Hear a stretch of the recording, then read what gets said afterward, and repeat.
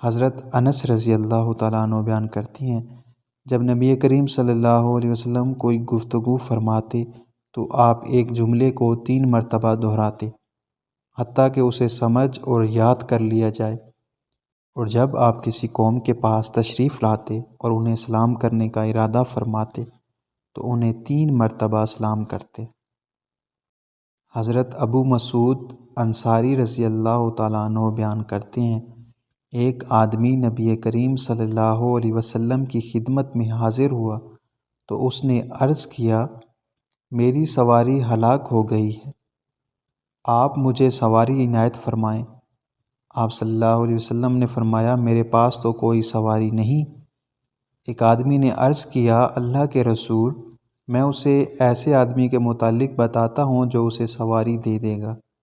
تو رسول اللہ صلی اللہ علیہ وسلم نے فرمایا، خیر و بھلائی کی طرف رہنمائی کرنے والے کو اس بھلائی کو سر انجام دینے والے کی مثل اجر و ثواب ملے گا۔